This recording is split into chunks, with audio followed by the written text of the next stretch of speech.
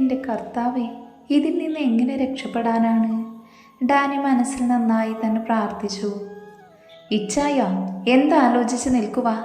നേരത്തെ പറഞ്ഞത് ഒന്നുകൂടെ പറ. നന്ദു വീണ്ടും ചോദിച്ചതും ഡാനി അവളെ വലിച്ച് തൻ്റെ നെഞ്ചോട് ചേർത്ത് അവളുടെ അതരങ്ങളിൽ അതരം ചേർത്തിരുന്നു. വളരെ മൃദുലമായ ചുംബനം. ഡാനി നാവ് കൊണ്ട് അവളുടെ ചുണ്ടുകളിൽ മെല്ലെ തലോടിക്കൊണ്ട് അവളുടെ അതരങ്ങൾ വായിലാക്കി പതിയെ നുണഞ്ഞെടുത്തു. വളരെ മൃദുവായ ചുംബനമായിരുന്നു അത്. അവളുടെ അതരങ്ങൾ ഒന്ന് നുണഞ്ഞു വിട്ടുകൊണ്ട് ഡാനി അവളിൽ നിന്നും അടർന്നു മാറിക്കൊണ്ട് പറഞ്ഞു, ഞാൻ ചോദിച്ചതേ ഇതുപോലൊരു മൃദുവായ ഉമ്മയാണ്, അല്ലാതെ എന്നെ കടിച്ചു പറിക്കാനല്ല. ഡാനി ഒരു കള്ളച്ചിരിയോടെ നന്ദുവിനെ നോക്കി പറഞ്ഞതും നന്ദു ആകെ മൊത്തം കിളിപാറി നിൽക്കുവാണ്. എന്താടി കാന്താരി, നിന്റെ നാവിറങ്ങിപ്പോയോ? ഡാനി അവളുടെ ആദരമൊന്ന് ഞെരിച്ചുകൊണ്ട് ചോദിച്ചു. പോയി ചായ. അതും പറഞ്ഞ് ഡാനി അവൾ തള്ളി മാറ്റി. അപ്പോഴാണ് ഡോറിൽ മുട്ട് കേൾക്കുന്നത്. നന്ദു ഒന്ന് പിടഞ്ഞുകൊണ്ട് ഡാനിയെ നോക്കി. അവൻ ചെറു പുഞ്ചിരിയോടെ അവളെ നോക്കി കണ്ണിറുക്കിക്കൊണ്ട് ടീഷർട്ട് എടുത്തിട്ട് ഡോറ് പോയി തുറന്നു. അപ്പോഴുണ്ട് ജെനി അവനെ തന്നെ നോക്കി നിൽക്കുന്നു. നിനക്കെന്താണ് ഇവിടെ കാര്യം? ഡാനി അവളെ കണ്ടപാടെ ദേഷ്യത്തിൽ ചോദിച്ചു. അത് ഡാനിയെ, നിന്നെ അങ്കിൾ വിളിക്കുന്നു എന്ന് പറയാൻ പറഞ്ഞു, അതുകൊണ്ട് വന്നതാ ഞാൻ. അതിനവനൊന്ന് മൂളി. ഞാൻ വന്നോളാം, നീ ചെല്ല്. അതും പറഞ്ഞ് ഡാനി ഉള്ളിലേക്ക് വന്നു. ജെനി ഒരു വിജയച്ചിരിയോടെ താഴേക്ക് പോയി. ഇല്ല ശ്രീനന്ദ, നിന്നെ ഞാൻ അനുവദിക്കില്ല. ഡാനിയോട് അടുത്തിരിക്കാൻ പോലും സമ്മതിക്കില്ല. നാളെ എൻ്റെ ഏട്ടൻ്റെ രൂപത്തിൽ നിനക്കൊരു പണി വരുമ്പോൾ ഞാനായിട്ടത് തടയാൻ പാടില്ലല്ലോ. എന്നെ ഡാനിക്ക് ഇഷ്ടമല്ലെങ്കിലും എൻ്റെ ഏട്ടന് വലിയ വിശ്വാസമാണ്. ആ വിശ്വാസത്തിൻ്റെ വില നീ അറിയാൻ പോകുന്നതേ ഉള്ളൂ. ഡാനി എന്ത് സഹിച്ചാലും ചതി സഹിക്കില്ല. നിന്നെ ഇപ്പം സ്നേഹിക്കുന്നതിൻ്റെ ഇരട്ടി വെറുപ്പിക്കാൻ എനിക്ക് കഴിയും. ജെനി അത് പറഞ്ഞുകൊണ്ട് ഫോണെടുത്ത് അതിൽ ജോയിൽ നിന്ന് സേവ് ചെയ്തിരിക്കുന്ന നമ്പറിലേക്ക് വിളിച്ചു. നാളെ വരുന്നുണ്ട് എന്ന് ഉറപ്പ് വരുത്തി അവൾ വീണ്ടും വേറെ നമ്പറിലേക്ക് വിളിച്ചു. ആ സമയം അവളുടെ ഉള്ളിൽ നന്ദുവിനോടുള്ള വെറുപ്പ് മാത്രമായിരുന്നു. നന്ദുവിനെയും ഡാനിയെയും എങ്ങനെയെങ്കിലും അടിച്ചു പിടിക്കണമെന്ന് ഒരൊറ്റ ലക്ഷ്യമുള്ളൂ ജെനിക്ക്. അതുകൊണ്ട് തന്നെ ആരെ വേണമെങ്കിലും അവൾ കൂട്ടുപിടിക്കുമായിരുന്നു. അതുകൊണ്ട് തന്നെയാണ് ജോയലിനെ വിളിച്ച ശേഷം ജെനി മറ്റൊരാൾക്ക് ഫോൺ ചെയ്തത്. ജെനിയുടെ ഫോൺ കോൾ ഒറ്റ റിങ്ങിൽ തന്നെ മറുവശത്ത് കോൾ അറ്റൻഡ് ചെയ്തു. ഹായ്, എന്തവിടുത്തെ കാര്യങ്ങൾ? നമ്മൾ പ്ലാൻ ചെയ്തതുപോലെ തന്നെയാണോ? ഉറപ്പായിട്ടും പ്ലാൻ നന്നായി മുന്നോട്ട് പോകുന്നുണ്ട്. ഇത്തവണ നമ്മൾ തോൽക്കില്ല. ഡാനിയുടെ സ്വത്തുക്കൾ എങ്ങനെയും ഞാൻ സ്വന്തമാക്കിയിരിക്കും. അതിനിപ്പോൾ തടസ്സം നന്ദു മാത്രമാണ്. അവളെ ഒഴിവാക്കാനുള്ള വഴി നമ്മൾ കണ്ടെത്തിക്കഴിഞ്ഞു. നാളെ ഏട്ടൻ എത്തിക്കഴിഞ്ഞാൽ പിന്നെ നന്ദുവിനൊന്നും ചെയ്യാൻ കഴിയില്ല. എന്തായാലും ഡാനിയുടെ സെലക്ഷൻ മോശമായില്ല. എന്ത് ഭംഗിയാണ് അവളെ കാണാൻ. വല്ലാതെ അടിമപ്പെടുത്തുന്ന സൗന്ദര്യമാണ് അവൾക്ക്. ഞാൻ അവളെ കണ്ട് എങ്ങനെ പിടിച്ചു എന്ന് എനിക്ക് തന്നെ അറിയില്ല. അത്രത്തോളം എന്നെ കൊതിപ്പിച്ചു അവളുടെ വെണ്ണക്കൽ ശരീരം. അവൻ തൻ്റെ കീഴ്ചുണ്ട് കടിച്ചുകൊണ്ട് പറഞ്ഞു. എന്താ, എനിക്ക് പകരം അവൾ മതിയെന്ന് തോന്നുന്നുണ്ടോ നിനക്ക്? ജെനി അല്പം അമർഷത്തോട് ചോദിച്ചു. നോ ബേബി, നീ എൻ്റെ പ്രാണനാണ്. പക്ഷെ അവളോടുള്ള ആഗ്രഹം ഒരു രാത്രിക്ക് തീർക്കാനുള്ളതേ ഉള്ളൂ. നമുക്ക് സുഖമായിട്ടും സന്തോഷമായിട്ടും ജീവിക്കാൻ വേണ്ടിയല്ലേ നീയും ഞാനും ഇത്രയും നാൾ കാത്തിരുന്നത്? എന്തിന് ഡാനിക്ക് മുന്നിൽ നീ മുട്ടുകുത്തിയത് പോലും? പക്ഷേ അവൻ പിടി തന്നില്ലല്ലോ. അവൻ്റെ സ്വത്തുക്കൾ നമുക്ക് വേണം. അത് കൈക്കലാക്കി കഴിഞ്ഞാൽ തീർക്കണം രണ്ടിനെയും. ഒരു ദിവസത്തേക്കാണെങ്കിൽ നന്ദുവിനെ ഞാൻ നിന്റെ മുന്നിൽ എത്തിക്കാം, പോരെ? പക്ഷേ പകരം ഡാനിയെ എനിക്ക് കിട്ടണം. അത് ഡാനിക്ക് നന്ദു സ്വന്തമാകുന്നതിന് മുന്നേ തന്നെ വേണം എന്ന് നിർബന്ധമുണ്ട്. അത് നമുക്ക് ശരിയാക്കാം, നീ ടെൻഷനാവേണ്ട. അവർ രണ്ടുപേരും നമ്മുടെ ആഗ്രഹം പോലെ നമ്മൾക്ക് തന്നെ കിട്ടും. ആ ഒരു ദിവസത്തിന് വേണ്ടിയുള്ള കാത്തിരിപ്പിലാണ് നമ്മൾ രണ്ടുപേരും. എന്ന് ശരി, ഇപ്പം ഇവിടുന്ന് സംസാരിച്ചാൽ ശരിയാവില്ല. ആൻറ്റി ഇതൊക്കെ കേട്ടാൽ പിന്നെ എനിക്ക് വീട്ടിലൊരു സ്ഥാനവും ഉണ്ടാവില്ല. നിനക്കറിയാലോ അത്. അതുകൊണ്ട് ഞാൻ അങ്ങോട്ടേക്ക് വരാം നാളെ. നീ ഫ്ലാറ്റിൽ ഉണ്ടാവണം. അത് പറയണോ ബേബി? എത്ര നാളായി നമ്മളൊന്ന് കൂടിയിട്ട്. നമുക്കൊന്ന് കൂടണ്ടേ? അവൻ നാവ് കടിച്ച് സ്വയം നുണഞ്ഞുകൊണ്ട് പറഞ്ഞു. ഒരു വഷളം ചിരിയോടെ പറഞ്ഞുകൊണ്ട് ഫോൺ കട്ട് ചെയ്തു. ജെനി അതെല്ലാം ഓർത്തൊന്ന് ചിരിച്ചുകൊണ്ട് താഴേക്ക് പോയതും ജോർജിൻ്റെ മുറിയിലിരുന്ന് സംസാരിക്കുന്ന ഡാനിയെ ജെനി കണ്ടിരുന്നു. ഇന്നെന്തായാലും അവിടുന്ന് പെട്ടെന്ന് ഇറങ്ങാൻ കഴിയില്ല എന്ന് ജെനിക്ക് ഉറപ്പായിരുന്നു. എന്നാലും ഒരു റിസ്ക് എടുക്കണ്ട എന്ന് കരുതി അവൾ ഡാനിക്കും ജോർജിനുമുള്ള പാലിൽ സ്ലീപ്പിംഗ് പിൽസ് ഇട്ട് കലക്കി രാധയുടെ കയ്യിൽ കൊടുത്തു വിട്ടു. രാധേ, ഞാൻ കൊടുക്കാം. അപ്പോഴാണ് സാർ അങ്ങോട്ടേക്ക് വന്ന് ആ പാൽ ഗ്ലാസ് വാങ്ങിയത്. ശരി മാഡം. ജെനി മനസ്സിൽ ഊറി ചിരിച്ചുകൊണ്ട് അവളുടെ റൂമിലേക്ക് പോയി. നിങ്ങൾ ഇപ്പോഴും ഇവിടെ സംസാരിച്ചിരിക്കുവാണോ? സാർ ഓഫീസ് റൂമിലേക്ക് കയറിക്കൊണ്ട് ചോദിച്ചു. കുറച്ച് കഴിയും അമ്മേ ഞങ്ങളുടെ കഴിയാൻ. ഡാനി അത് പറഞ്ഞ് വർക്കിലേക്ക് തിരിഞ്ഞു. സാർ അപ്പോഴേക്കും രണ്ടുപേർക്കും പാലെടുത്ത് കൊടുത്തു. എന്നിട്ട് സാറ് പുച്ഛത്തോടെ ചിരിച്ചുകൊണ്ട് മുറിയിൽ നിന്ന് പുറത്തേക്ക് ഇറങ്ങി. വാതിൻ്റെ വിടവിലൂടെ ഡാനി പാൽ കുടിക്കുന്നുണ്ടോ എന്ന് നോക്കുകയായിരുന്നു സാറ. വെറുതെ ഒന്ന് തിരിഞ്ഞ ഡാനി അത് കണ്ടെങ്കിലും കണ്ടതായി ഭാവിക്കാതെ വീണ്ടും വർക്കിലേക്ക് കടന്നു. എന്തോ ഇവിടെ എല്ലാവരും ചേർന്ന് പ്ലാൻ ചെയ്യുന്നുണ്ട് എന്ന് അവന് മനസ്സിലായിരുന്നു. ഡാനി കണ്ണുകൾ കൊണ്ട് പപ്പയോട് പാല് കുടിക്കരുതെന്ന് പറഞ്ഞിട്ട് അവൻ വായിലേക്ക് വെച്ച് കുടിക്കുന്നത് പോലെ കാണിച്ചിട്ട് അടുത്തുള്ള ടേബിൾ കണ്ട ജഗ്ഗിലേക്ക് ഒഴിച്ചു. സാറന്ന് നോക്കുമ്പോൾ കാണുന്നത് ഡാനി പാൽ കുടിക്കുന്നതാണ്. അവർ തൻ്റെ പദ്ധതി വിജയിച്ച സന്തോഷത്തിൽ റൂമിലേക്ക് നടന്നു.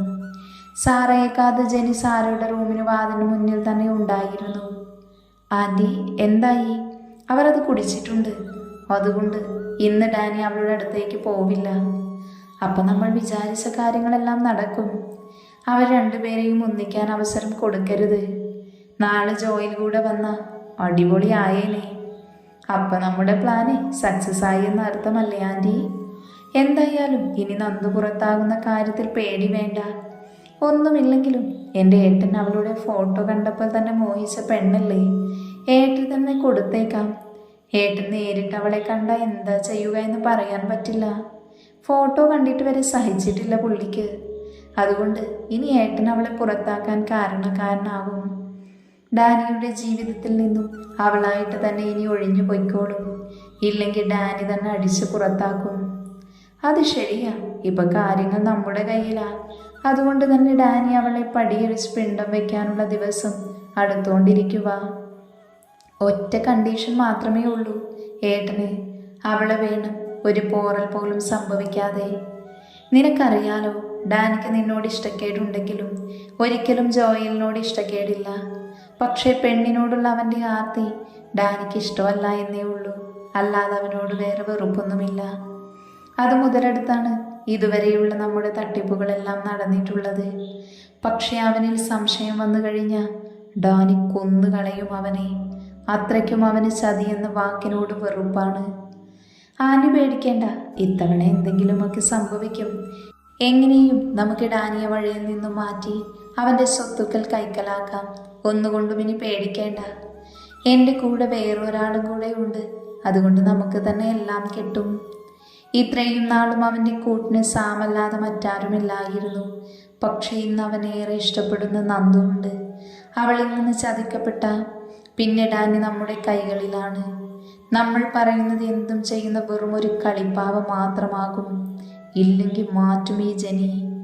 പക്ഷേ മോളെ, എങ്ങനെ അവളെ നമ്മൾ അങ്ങനെ ഒരു അവസ്ഥയിലെത്തിക്കും? ജോയൽ പറഞ്ഞത് വെച്ച് നോക്കുമ്പോൾ ഒരിക്കലും അവൾ അവനടുത്തേക്ക് വരുമെന്ന് തോന്നുന്നില്ല. പിന്നെ എന്തിൻ്റെ പേരിലാണ് നമ്മൾ ഇതൊക്കെ ചെയ്യുന്നത്? ആൻറ്റി ഒന്നുകൊണ്ട് പേടിക്കണ്ട. അതിന് ഇന്നത്തെ കാലത്ത് ഒരു പേടിയുമില്ല. നമുക്കെല്ലാം ശരിയാക്കാം. എങ്ങനെയെങ്കിലും അവളുടെ അടുത്ത് പറ്റിച്ചേരണം ജോയൽ. പിന്നെ എല്ലാം ഈസിയാണ്.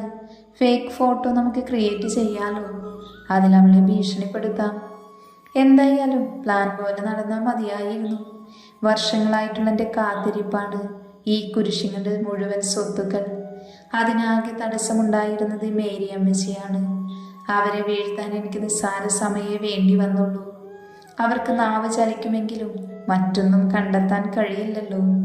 പക്ഷെ സ്വത്തുക്കളെല്ലാം ഡാനിയുടെ പേരിലാണ് എന്ന് ഞാൻ വൈകിയാണ് അറിഞ്ഞത്. അവിടെ മുതലാണ് ഞാൻ ആകെ തളർന്നത്.